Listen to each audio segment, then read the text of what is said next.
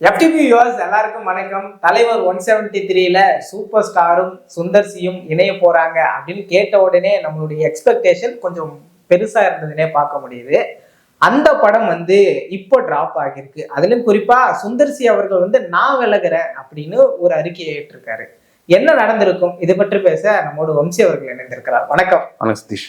தலைவர் 173ல சுந்தர்சி அவர் டைரக்ட் பண்ண போறாரு அப்படின்னு ஒரு பெரிய எக்ஸ்பெக்டேஷன், ஒரு புதுவிதமான கதைக்களம் உருவாக போகுதுன்னு எல்லாரும் எதிர்பார்த்தோம்.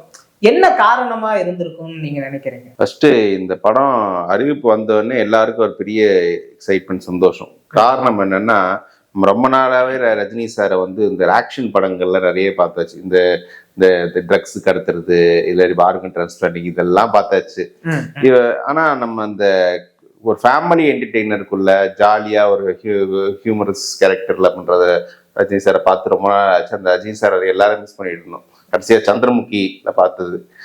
அந்த ரஜினி சாரை இந்த படத்துல கண்டிப்பா பார்க்க முடியும் அப்படின்னு எல்லாரும் இருக்கு. ஏன்னா சுந்தர்சி ஒரு மினிமம் கேரண்டி டைரக்டர், ஒரு பக்கா ஃபேமிலி என்டர்டெய்னர் எடுக்கக்கூடிய டைரக்டர்ஸ். அரண்மனை சீரீஸ்லாம் பார்த்தீங்கன்னா ஒரு நல்ல ஃபேமிலி ஆடியன்ஸுக்கு நல்லா சாட்டிஸ்ஃபை பண்ற மாதிரி இருக்கும். அந்த கதையில அந்த கதை காலத்துல ரஜினி சார் இருப்பாரு. ஏன்னா அரண்மனை 5 கூட இருக்கலாம். ஆமா, அந்த மாதிரி இருப்பாருன்னு எல்லாருக்குமே எதிர்பார்ப்பு, ஒரு சாட்டிஸ்பாக்சன் இருந்துச்சு. அதுவும் ஒரு பெரிய ஆச்சரியம்னா, ரஜினி சார் ரீசெண்ட் டைம்ல யங் டைரக்டர்ஸ் நிறைய ஒர்க் பண்ணும்போது ஒரு சீனியர் டைரக்டர் சுந்தர்சி ஓட போறாருன்றதே எல்லாருக்கும் பெரிய எதிர்பார்ப்பு ஏற்படுத்துச்சு.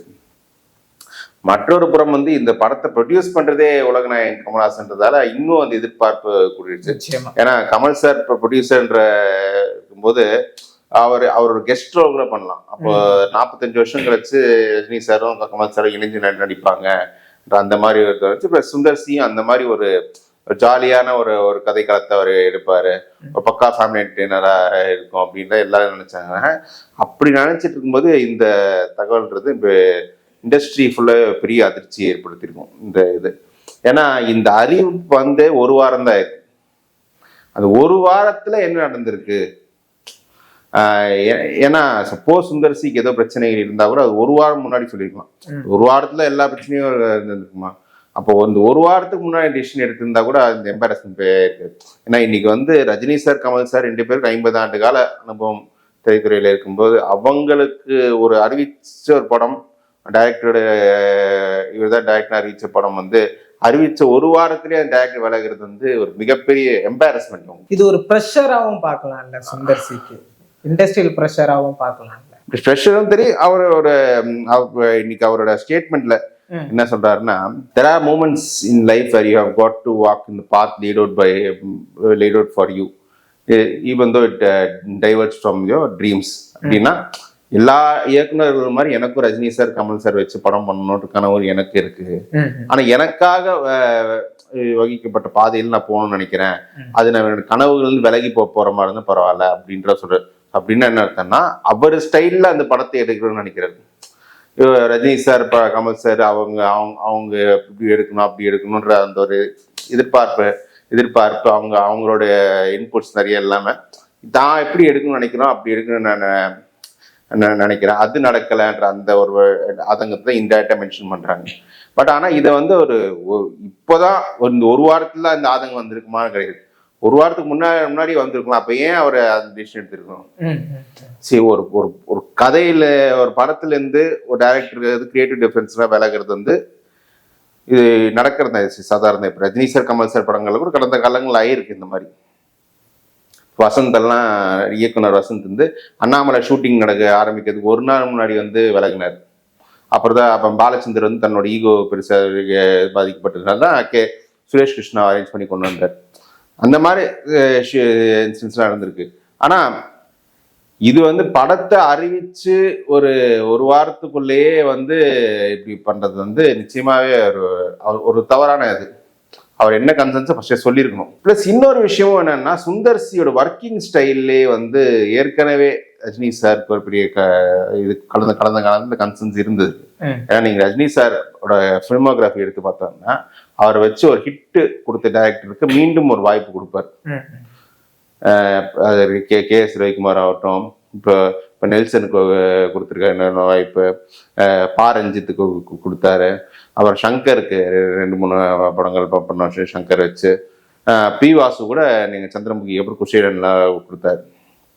ஆனால் அவர் வந்து ஹிட்டு கொடுத்து அவர் வந்து இன்னொரு வாய்ப்பு கொடுக்காத லாஸ்ட் ஒரு 30 இயர்ஸில் எடுத்துக்கிட்டாருன்னா 30-40 இயர்ஸ் எடுத்துக்கிட்டாருன்னா அது வந்து 2 பேர் சொல்லலாம். ஒன்று மணிரத்னம், இன்னொன்று சுந்தர்சி. மணிரத்னம் நமக்கு தெரியும், அவர் எடுக்கிற படங்கள் அவர் ஸ்டைல் வேற, அது வந்து அவர் அது ரஜினி சார் ஸ்டைல் வேற. ரஜினி சாரே அது மேடையில் ஒரு கிண்டலாக சொல்லியிருக்காரு. ஸோ அவரோட படம் பண்ணால் அது ஃபைன். பட் சுந்தர்சி அந்த படம் வெற்றி பெற்றாலும் ஏன் வந்து அருணாச்சலத்துக்கு அப்புறம் சுந்தர்சிக்கு வாய்ப்பு கிடைக்கலன்னா அந்த ஒர்க்கிங் ஸ்டைல் அவருக்கு ரஜினி சார் சூட்டாரு. நான் சுந்தர்சியே மேடைகளில் சில தன்னோட ஒர்க்கிங் ஸ்டைலை பற்றி சொல்லும்போது என்னன்னா, எனக்கு கதையை ஒழுங்கா நரேட் பண்ண வராது, அது ஃபுல் கதை சொல்ல வராது அப்படின்ற ஒரு விஷயம் சொன்னது. விஜயோட ஏன் படம் பண்ணோன்னா, ஒரு வாட்டி விஜயை பார்த்தேன், நான் கதையை வந்து கோரையா சொன்னேன், நரேட் பண்ண முடியல அப்படின்னு சொன்னேன், ஆனால் விஜய் கூட ஒர்க் பண்ணணும்னு நினைச்சார் அப்படின்ற சொன்னார். அப்படின்னா நீங்கள் ஒரு ஃபுல் கதையை சொல்லாமல் இவ்வளோ பெரிய ப்ராஜெக்டுக்குள்ள ஒரு டைரக்டரை வந்து அக்செப்ட் பண்ணுறது கஷ்டம். அருணாச்சலம் கதையே அது வந்து அந்த காலத்தில் தெரியும், அது ஆக்சுவலி ஃபர்ஸ்ட் கேஎஸ் ரவிக்குமார் வச்சு ரஜினி சார் பண்ண வேண்டியது. பட் கேஎஸ் ரவிக்குமார் வேற படங்கள்ல பிஸியா இருந்தால இப்போ யாருமே அப்புறம் இவருக்கு ஒரு வாய்ப்பு கொடுத்தாரு ரஜினி சார். அன்னைக்கு இவர் யங்ஸ்டர். ரஜினி சார் இவரே சொல்லுவாரு, ரஜினி சாரோட படம் பண்ண அன்றைய காலகட்டத்தில் ரஜினி சாரோட படம் பண்ணதுல இருக்கு யங்கஸ்ட் டைரக்டர் நான் தான் அப்படின்னு அவர் சொல்றாரு. அப்போ அன்னைக்கு ஒரு வாய்ப்பு கொடுத்தாரு. இவர் வந்து இப்ப கலகலப்பு பண்ற மாதிரி ஜாலியா வந்து ஒரு நம்ம அப்போ ஆன் சீன் செட்ல வந்து கதை எழுதுறது அந்த மாதிரி பண்ணதால ரஜினி சாருக்கே நடுவில் ஒரு என்னடா ஒரு பதட்டம் ஏற்பட்டு எப்படி இதை படம் பண்ணணும் அப்படின்றத அப்புறம் தன்னுடைய ஃபேவரட் ரைட்டர் பஞ்சவர் நட்சத்திரத்தை உள்ள கொண்டு வந்து அவர் வச்சு அந்த கதையை வந்து முடிச்சாங்க. இப்பவும் அதே மாதிரி ஒரு மென்டாலிட்டி. பிகாஸ் சுந்தர்சியே வர சொல்ல முடியாது, அவரோட ஸ்டைல் அதுதான், அவர் வெற்றி பெற்ற ஸ்டைல் அதுதான். அவருக்கு வந்து இப்போ சுந்தர்சிக்கு வந்து இந்த படத்துக்கு வேலைக்குனால பெரிய கரியர்ல பெரிய செட்பேக்னா கிடையாது. அவர் வந்து இந்த வடிவேல் சொன்ன மாதிரி அண்ணா அரண்மனையே இன்னொரு 100 பாட்டு என்கிட்ட இருக்கு, அதே நான் எடுத்துட்டு இருப்பேன் அப்படின்னு. சுந்தர்சிக்கு ஒண்ணு இது இல்லை. பட் இப்படிப்பட்ட ஒரு ஒர்க்கிங் ஸ்டேஜ் டைரக்டர் வந்து இவங்க டிசைட் பண்ணி அவங்க வந்து இவ்வளவு ப்ரெஸ்டீஜியஸான ப்ராஜெக்ட்ல கொண்டு வந்தது, அதாவது 2 பேருமே டிசைட் பண்ணி கொண்டு வந்தது அது பெரிய தப்பு. அதுவும் அவங்க கொண்டு வந்ததும் அந்த 2 பெரிய ஸ்டார்ஸ் அவங்களுடைய அந்த ஸ்டார்ஸ்க்கு இருக்க மரியாதைக்கு கொஞ்சம் களங்கம் வைக்கிற மாதிரி ஒரு வாரத்திலே விலகினது வந்து அது ஒரு பெரிய தவறு. ஆனா ஒரு டைரக்டர் விலகுறாருன்னா அது ப்ரொடக்ஷன் சைட்ல இருந்து தானே வந்து சொல்லியிருப்பாங்க, அனௌன்ஸ்மெண்ட் வந்திருக்கும். இப்போ வந்து டைரக்டரே வந்து இல்ல அப்படி இல்லை, அது கிரியேட்டிவ் டிஃபரன்சஸ். இப்போ சமீபத்தில் வந்து ஒரு பெரிய ஆக்டருக்கும் டைரக்டருக்கும் அது பிரச்சனை வரும்போது அந்த ஆக்டரே சொன்னேன், இவர் தான் அந்த ஆக்டருக்கு ஒரு பிரேக் கொடுத்து ஓரளவுக்கு பெரிய மக்கள் மத்தியில் பாப்புலர் ஆகினா, அதுக்கப்புறம் அந்த ஆக்டர் பெரிய ஸ்டார் ஆகிட்டார். ஆனாலும் அந்த பழைய டைரக்டர் அந்த பெருசாக கொஞ்சம் டவுனாக இருக்குது, கொஞ்சம் வாய்ப்பு கொடுக்குன்னு நினைச்சார். பட் அவர் ஒர்க்கிங் ஸ்டைல் இப்போ ஸ்டாராக இருந்து பண்ணும்போது அவர் ஒர்க்கிங் ஸ்டைல் சூட்டாளனால இதுக்கு மேலே நம்ம படம் பண்ண முடியாதுன்னா நீங்களே சொல்லிட்டு, நான் சொன்னால் நல்லா இருக்காது, நீங்களே சொல்லிடுங்க அப்படின்னு, நீங்களே விளைவிக்கிறேன் அப்படின்னு சொல்லிடுங்க அப்படின்னு சொல்லுவாங்க. அந்த மாதிரி தான். ஸோ ஒரு பெரிய ஆர்குமெண்ட் இதாக இருக்கலாம். அது வந்து இப்போ நாங்கள் வந்து உங்களை இது பண்ணுறது நல்லா இருக்காது, நீங்களே விலகி போங்க அப்படின்ற மாதிரி தான் ஒரு நீங்களே விலகிற மாதிரி சிம்பிளாக சொல்லிட்டுங்கன்றத மாதிரி சொல்லியிருப்பாங்க. ஆனால் அதான் இருக்கு. பட் எதுவா இருந்தாலும் இது ஒரு வாரத்துக்குள்ள நடந்தது தான் பெரிய ஒரு விஷயம். இதுல வந்து கமல்ஹாசன் மீது ஒரு விமர்சனம் வைக்கலாம். ஏன்னா இதுல வந்து நம்ம தக்லை படம் பார்க்கும்போது தெரிஞ்சது மணிரத்னம் படமா அப்படின்ற ஒரு கேள்வி. பட் ஏன்னா அதுல ஏகப்பட்ட கமல்ஹாசன் சார் அவருடைய இன்டர்வென்ஷன்ஸ் நிறைய இருக்கும். அது இப்படி பண்ணுங்க அப்படி பண்ணுங்கன்னு அவர் படம் மாதிரி எடுத்துட்டு போயிட்ட மாதிரி தான் நமக்கு தோணும் தக்லைஃப்ல. ஆனால் நமக்கு அமரன்ல தோணல. மேபி அமரன்ல ஃபுல் ஸ்கிரிப்ட் அவங்க கரெக்டாக இருந்தது, இப்போ இது ஃபுல் ஸ்கிரிப்ட் இல்லை, அதனால கூட இருக்கலாம். அதே தான் யோசிக்க வைக்குது. ஏன்னா சூப்பர் ஸ்டார் தான் இந்த கதையை அக்செப்ட் பண்ணி கமல்கிட்டே கூட்டிட்டு போறாரு அப்படின்றப்போ கமலுடைய அந்த இதனாலதான் இந்த படம் டிராப் ஆனது அப்படி கூட பார்க்கலாம். கமலோடைய அது இது பிளஸ் இவருடைய ஒரு ஸ்டைலா கூட இருக்கலாம். இவர்கிட்ட அந்த ஃபுல் கதை இருந்திருக்காது. ஏதோ ஒரு லைன் ஒரு கான்செப்ட் வச்சு ஆரம்பிச்சிருப்பாரு, அந்த கான்செப்ட் வச்சு பண்ண முடியும். இவ்வளவு பெரிய படம் பண்ணும்போது அவங்க வந்து பவுண்டட் ஸ்கிரிப்டுக்கு எதிர்பார்ப்பாங்க. ஸோ அதெல்லாம் இருக்கும். இது வந்து டிராப் ஆனது பெரிய விஷயம் கிடையாது. இது ஒரு வாரத்துல டிராப் ஆனதே பெரிய விஷயம். இது நிச்சயமா வந்து பெரிய எம்பாரஸ்மெண்ட் தான். அது பெரிய பெரிய embarrassment Rajini sir, Kamal sir தான். சுந்தர் சியை பொறுத்தவரை அவருக்கு அவர் கரியர் ஒன்றும் பிரச்சனை இருக்காது. பட் ஆனால் இன்னும் ஒரு பெரிய ஹீரோ இவர் வச்சு படம் பண்ணும்போது சில யோசனைகள் வரும். பட் ஆனால் அதுவும் அந்த ஹீரோவுடைய டிசிஷன் தான். அவங்க ஒருவேளை அவங்களுக்கு சுந்தர் சி செட் ஆச்சுன்னா அவங்க பிரச்சனை இல்லை. ஆல்ரெடி சூப்பர் ஸ்டார் உலகநாயகன் சேர்ந்து நடிக்க போறாங்க, ஒரு படம் வரப்போகுதுன்னு எல்லாரும் சொல்லிட்டு இருந்தாங்க. அதோடைய டைரக்டரா லோகேஷ் இருப்பாரு அப்படின்னு நினைச்சோம். கூலி படத்துக்கு அந்த ரிசல்ட்டுக்கு பிறகா லோகேஷ் பண்ண மாட்டாரு அப்படின்னு ஒரு செய்தியெல்லாம் வந்துச்சு.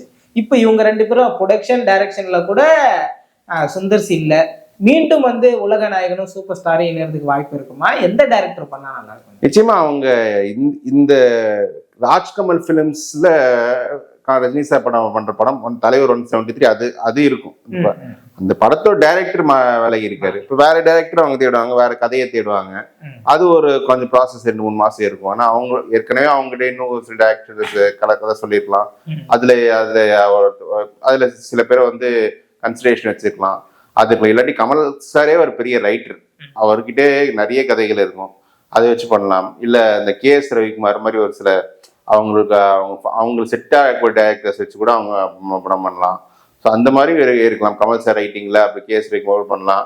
இல்ல ஒரு டைரக்டர் வேற நமக்காக கதை கரெக்டா இருக்காருன்னு அப்படி தேடலாம். ஸோ அந்த ப்ராசஸ் அவங்களுக்கு வரும். அவங்கள நிச்சயமா அவங்களோட ஈகோ இதுல கொஞ்சம் ஹர்ட்டே இருக்குன்னா அவங்க பார்த்துடலாம் அது எப்படின்னு. நம்ம இதுக்கு ஒரு நல்ல டைரக்டர் தேடணும்னு அவங்க தேடிதான் எடுத்திருப்பாங்க. ஸோ 2 பேருக்கு 2 பேருக்கு பெருசா நஷ்டம் இருக்கு. 2 தரப்புக்கும் பெரிய நஷ்டம் இருக்காது. ஆனா ஒரு ரஜினி சாரை இந்த மாதிரி ஒரு நல்ல ஒரு ஜாலியான படம் பார்க்கலாம் அப்படின்னு நினைச்சுக்க இந்த ஆடியன்ஸுக்கு தான் பெரிய நஷ்டமா இருக்கும். நம்ம கடந்த சூர்யா படங்கள் பார்த்துருக்கோம், நிறைய ஃபிளாப் தான் இருந்தது. இப்போ RJ பாலாஜிக்கு கொடுத்தாங்க, அந்த படம் வந்து ஒரு பெரிய எக்ஸ்பெக்டேஷன் கிரியேட் பண்ணிருக்கு அந்த ட்ரெய்லர் பார்க்கும்போது. அதே மாதிரி இந்த படமும் வரும்னு தான் எல்லாரும் எதிர்பார்த்தாங்க. அதை வந்து ரஜினி அவர்கள் கைவிட்டுட்டாருன்னு பார்க்கலாமா? ஆமா, அவர் ஏதோ ஒரு ஒன்லைன் வச்சு நம்பிக்கையில அக்செப்ட் பண்ணியிருப்பாரு. இப்ப அந்த அவர் சுந்தர் சி விலகின அப்புறம் அவர் என்ன பண்ணுவாரு, அருணாச்சலம் படத்தையே சுந்தர் சி இருக்கும் ஒழுங்கா பண்ணலன்னா அவர் பஞ்சர் நட்சத்திரம் வச்சு கொஞ்சம் மேக்கப் பண்ணாரு. இப்போ வந்து அபிஷியலாவே சில பண்ணுவாரு. எப்படின்னு தெரியல. அந்த கதை வந்து இவங்க டிசைட் பண்ண கதை யாரு, இதுல ரைட்ஸ் யாரு, இவங்க ப்ரொடக்ஷன் வச்சிருக்கா இல்ல சுந்தர் சி வச்சிருக்காரான்னு தெரியல. அதுவே பார்க்கணும். நிச்சயமா தலைவர் 173 பத்தி நிறைய பேசுவோம், மேலும் பேசுவோம். நன்றி.